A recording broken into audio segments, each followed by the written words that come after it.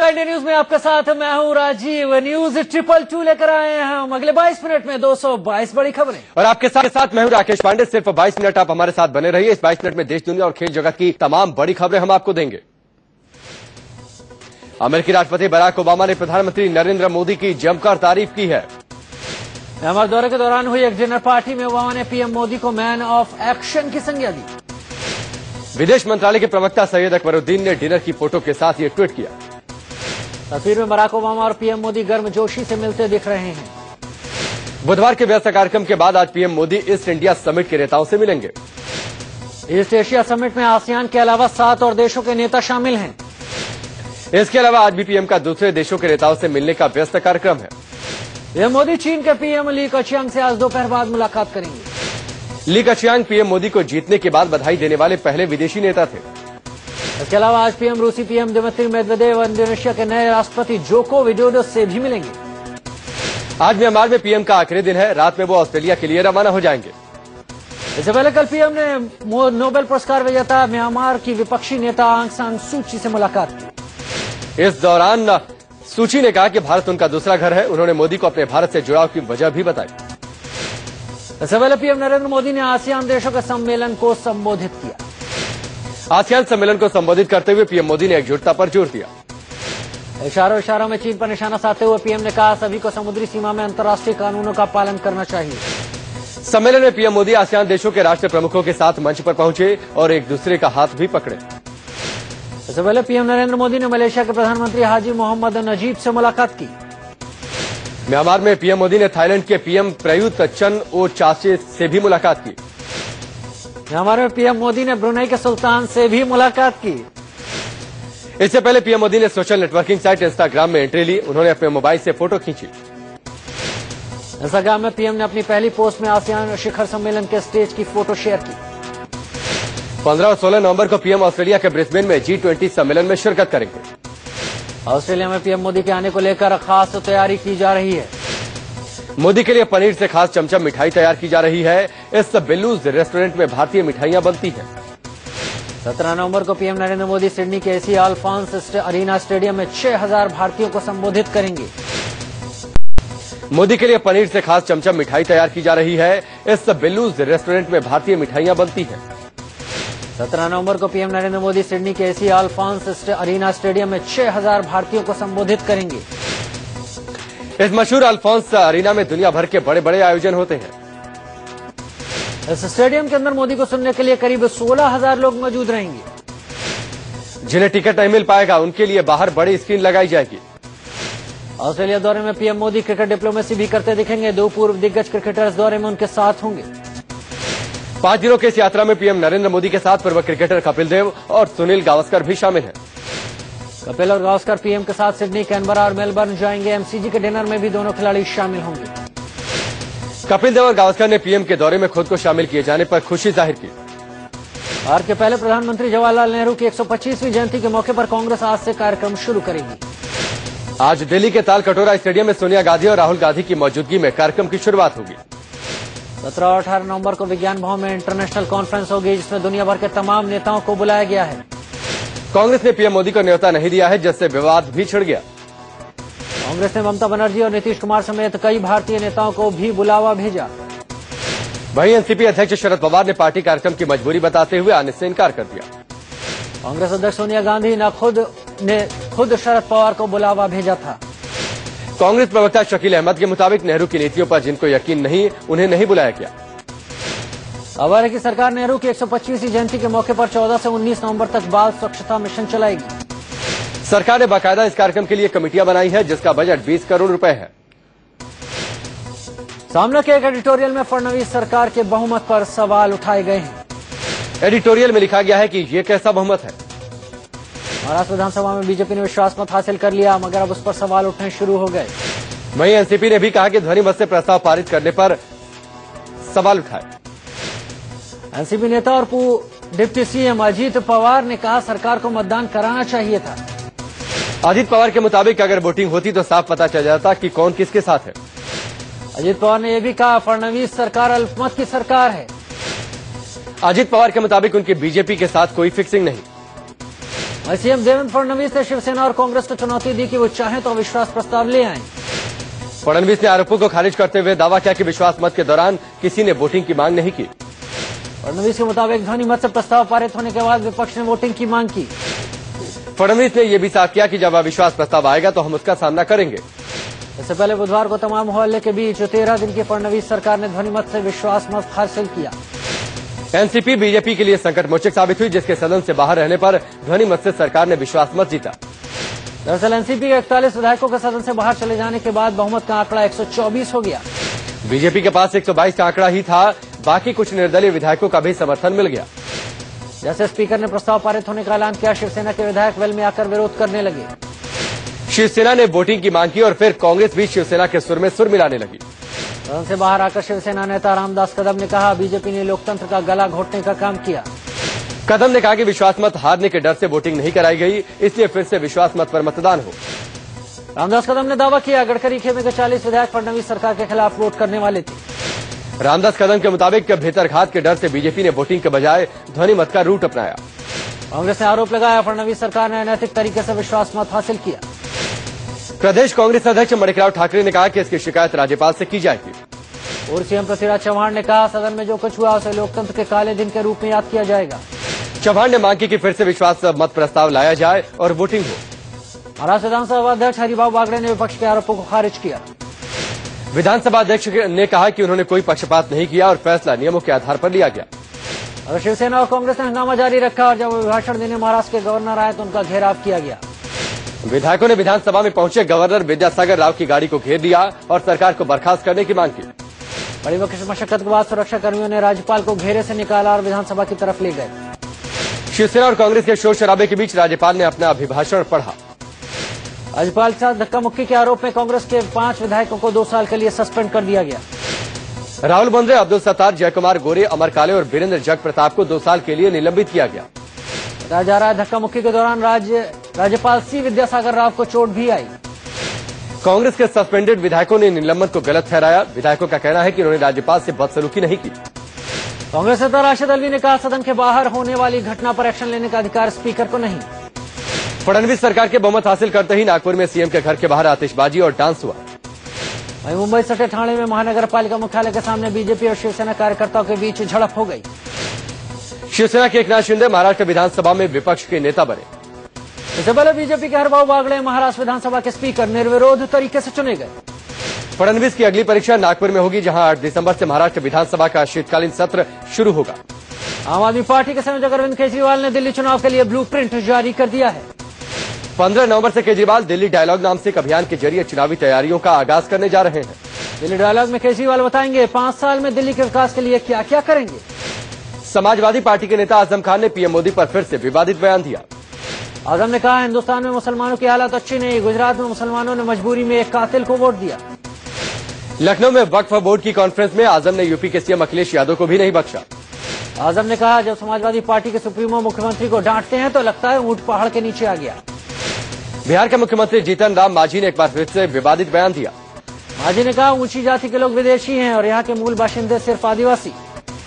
मुलायम सिंह यादव की छोटी बहू अपर्णा यादव मोदी की मुरीद हो गई हैं। अपर्णा ने कहा, यूपी में केवल भौकाल तंत्र है, यहाँ बदलाव के लिए पीएम मोदी की राह पकड़नी होगी। जम्मू कश्मीर में हिंदू या मुस्लिम मुख्यमंत्री को लेकर जारी विवाद को पीडीपी ने और हवा देते हुए इसे कश्मीर मुद्दे के साथ जोड़ दिया। पीडीपी के वरिष्ठ नेता शांत ने विधायक पीर मंसूर ने कहा, हिंदू मुख्यमंत्री कश्मीर के लिए सबसे बड़ी त्रासदी होगा। बीजेपी ने चुनाव आयोग से पीडीपी नेता पर कार्रवाई की मांग की है। वहीं कांग्रेस ने कहा कि इस मामले को तूल न देना ही बेहतर है। झारखंड की राजधानी रांची में कांग्रेस की महिला कार्यकर्ताओं ने जमकर हंगामा किया।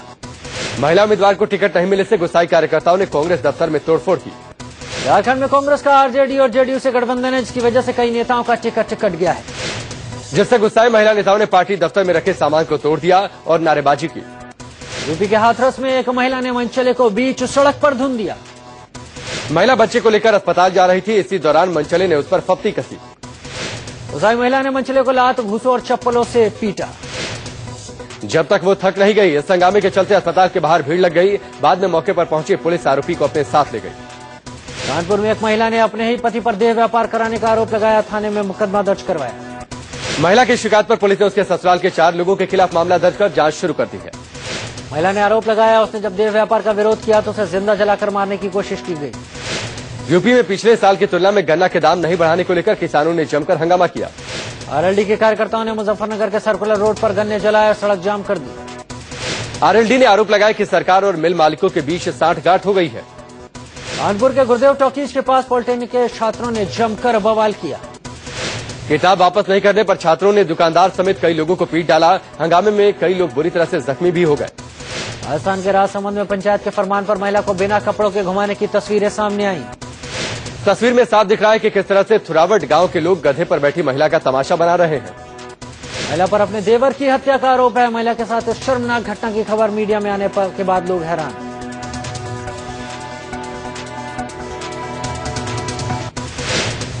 शैलेंद्र शुक्ला नाम का यह सिपाही निगोही इलाके में चल रहे डांस प्रोग्राम के दौरान पहुंच गया। डांसर और आयोजकों को पिस्तौल का डर दिखाकर उसने चुप करवा दिया। शैलेंद्र शुक्ला नाम के सिपाही ने डांसर पर करीब 30,000 रुपए लुटा दिए।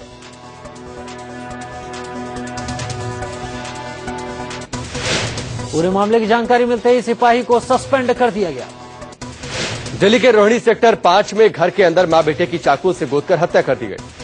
महिला की उम्र 65 साल है, जबकि बेटे की 40 साल। दोनों के सिर पर किसी भारी चीज से वार किया गया।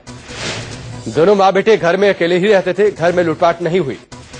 पुलिस को शक है प्रॉपर्टी विवाद में दोनों की हत्या की गई। लाश को पोस्टमार्टम के लिए भेजकर पुलिस जांच में लग गई। यूपी में मिर्जापुर के बरकच्छा पुलिस चौकी पर ट्रकों से अवैध वसूली का खेल कैमरे में कैद हो गया। यहां से गुजरने वाले ट्रकों से चेकिंग के नाम पर 1,000 से 5,000 रुपए तक मांगे जा रहे हैं। इतना ही नहीं, जब एक सिपाही टायर से हवा निकालते कैमरे में कैद हुआ तो उसने दादागिरी दिखानी शुरू कर दी। अपना नेम प्लेट भी हटा लिया। पूछने पर उसने बताया वो बड़े साहब के आदेश का पालन कर रहा है। यूपी की राजधानी लखनऊ में जहरीली गैस के गुब्बारे फटने से दर्जन भर लोग बुरी तरह झुलस गए। मथुरा में 2 मालगाड़ियां आमने सामने भिड़ गईं। हादसे में एक रेल कर्मचारी जख्मी हो गया। लंदन के मशहूर एबे रोड क्रॉसिंग पर हुए हादसे की लाइव तस्वीरें सामने आई। रोड पार कर रही महिला को कार ने टक्कर मार दी। हादसे की तस्वीरें क्रॉसिंग के पास बने सीसीटीवी में कैद हुई। राजस्थान के सिरोही में 7वीं में पढ़ने वाले छात्र ने फांसी लगाकर खुदकुशी कर ली। छात्र ने सुसाइड नोट में टीचर पर प्रताड़ित करने का आरोप लगाया। आरोपी टीचर के खिलाफ मामला दर्ज। झारखंड के बोकारो में पावर सप्लाई कंपनी के डीजीएम को अपराधियों ने उनके घर के बाहर गोली मार दी। डीजीएम प्रदीप सिन्हा को अस्पताल में भर्ती करवाया गया, जहां उनकी हालत स्थिर है। छत्तीसगढ़ के बिलासपुर में नसबंदी ऑपरेशन के बाद 13 महिलाओं की मौत पर छत्तीसगढ़ हाईकोर्ट ने संज्ञान लिया है। इस मामले में हाईकोर्ट ने छत्तीसगढ़ सरकार को नोटिस भेजकर जवाब मांगा। नसबंदी के बाद गंभीर रूप से बीमार महिलाओं का जायजा लेने दिल्ली से एम्स की टीम भी पहुंची है। एम्स की टीम ने कहा जरूरत पड़ी तो इनको दिल्ली भी ले जाया जाएगा। बिलासपुर में नसबंदी के बाद हुई महिलाओं की मौत को लेकर कांग्रेस ने दिल्ली में प्रदर्शन किया। महिला कांग्रेस की राष्ट्रीय अध्यक्ष शोभा ओझा के साथ कार्यकर्ताओं ने रमन सरकार के खिलाफ नारेबाजी की। नसबंदी ऑपरेशन कराने वाली 13 महिलाओं की मौत पर कांग्रेस ने रायपुर में भी जमकर बवाल किया। घटना के विरोध में बुलाए बंद के दौरान कांग्रेसी कार्यकर्ताओं ने तोड़फोड़ मचाई, गाड़ियों के शीशे तोड़े। बंद के दौरान रायपुर में कांग्रेस कार्यकर्ताओं ने खूब हंगामा मचाया। स्कूलों और सरकारी दफ्तरों में कांग्रेस कार्यकर्ता जा धम के हंगामा शुरू कर दिया। रायपुर के जैस चौक में बंद कराने पहुंचे कांग्रेस कार्यकर्ताओं की पुलिस से झड़प हो गई। पुलिस हंगामा कर रहे लोगों को भी हिरासत में लिया। बिलासपुर में हेल्थ कैंप में नसबंदी कराने वाली महिलाओं की मौत के खिलाफ कांग्रेस ने छत्तीसगढ़ में बंद का ऐलान किया। राजधानी रायपुर में कांग्रेसी कार्यकर्ता सड़क पर उतरे, दुकानों को बंद कराते दिखे। बिलासपुर में नसबंदी कराने वाली महिलाओं की तबीयत बिगड़ने का एक और मामला सामने आया। बिलासपुर के गोरेला पेंड्रा में नसबंदी का ऑपरेशन कराने वाली 3 महिलाओं की हालत बिगड़ गई है।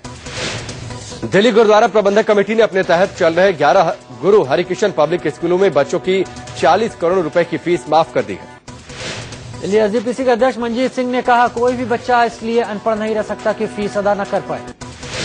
इस साल के लिए फीस माफी का टारगेट 25 करोड़ रुपए था, लेकिन मांग को देखते हुए अब तक 39 करोड़ 50 लाख रुपए की फीस माफ की जा चुकी है। हरियाणा के संत रामपाल के समर्थकों ने कानून को खुली चुनौती दे डाली। उनके समर्थकों ने कहा कि वो उन्हें हाईकोर्ट में पेश नहीं होने देंगे। हरियाणा हाईकोर्ट ने संत रामपाल को 17 नवंबर तक हर हाल में कोर्ट में पेश करने को कहा। रामपाल पर 2006 में जमीन विवाद को लेकर एक शख्स की हत्या का केस दर्ज है, जिसे उनके समर्थक साजिश बता रहे हैं। वाराणसी से पदयात्रा करके गया पहुंचे 27 देशों के बौद्ध भिक्षुओं ने बोध गया में सफाई अभियान चलाया। इस पदयात्रा में लगभग 1000 लोग शामिल थे। सभी ने मिलकर सफाई अभियान चलाया।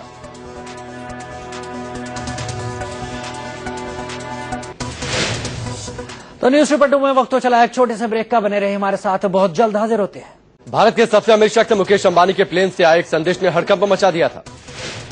सोमवार शाम मुंबई एयर ट्रैफिक कंट्रोल को मे डे लिखा संदेश मिला। ये संदेश तब दिया जाता है जब विमान हादसे की आशंका होती है। Director general of civil aviation इस घटना की जांच कर रहा है। सोने में गिरावट का दौर जारी है। फिलहाल 10 ग्राम सोने की कीमत 26,050 रुपए आ गई है। सोने का भाव गिरकर अब 4 साल के निचले स्तर पर पहुंच गया है। महंगाई के मोर्चे पर अच्छी खबर है। खुदरा महंगाई दर घटकर 5.52% पर पहुंच गई है। सितंबर में ये 6.68% पर थी, तो वहीं पिछले साल इसी समय ये दर 10.17% थी। खुदरा महंगाई दर जनवरी 2012 से सबसे निचले स्तर पर है।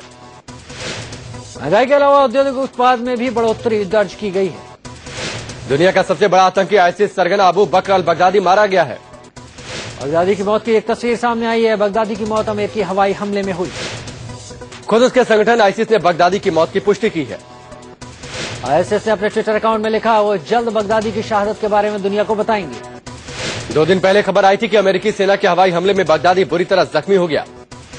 अमेरिकी लड़ाकू विमानों ने उत्तरी इराक के मोसुल शहर में बम गिराए थे। व्हाइट विडो नाम से कुख्यात ब्रिटेन की महिला आतंकी समांथा ल्यूथवेट को यूक्रेन में एक रूसी स्नाइपर ने मार गिराया है। रूसी एजेंसी ने दावा किया, मारी गई आतंकी समांथा हाल ही में आईसिस से जुड़ी थी।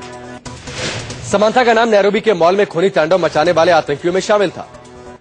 रूसी सरकार ने समांथा को मारने वाले स्नाइपर को $10 लाख का इनाम देने की घोषणा की। सीरिया में इस्लामिक स्टेट के खिलाफ अमेरिकी गठबंधन की ओर से किए जा रहे हवाई हमलों में अब तक 860 से ज्यादा लोग मारे गए हैं। ब्रिटेन के Syrian observatory for human rights के मुताबिक सबसे बड़ी संख्या में इस्लामिक स्टेट के 746 आतंकवादी मारे गए। सीरिया में हवाई हमले 23 दिसंबर से शुरू हुए थे, जब अमेरिकी राष्ट्रपति बराक ओबामा ने आईएस के खात्मे का ऐलान किया था।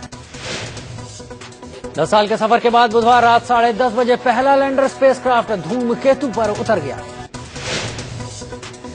फाइली नाम के इस लैंडर का 6-7P धूमकेतु पर उतरना यूरोपियन स्पेस एजेंसी की बड़ी कामयाबी है। वैज्ञानिकों का मानना है कि धूमकेतु के अध्ययन से सौर मंडल के निर्माण की गुत्थी सुलझ सकती है। यूरोपियन स्पेस एजेंसी ने 2 मार्च 2004 को रोजेटा मिशन लॉन्च किया था। रोजेटा 10 साल से भी ज्यादा वक्त में 50 करोड़ किलोमीटर का लंबा फासला तय कर 6-7P धूमकेतु के पास पहुंचा।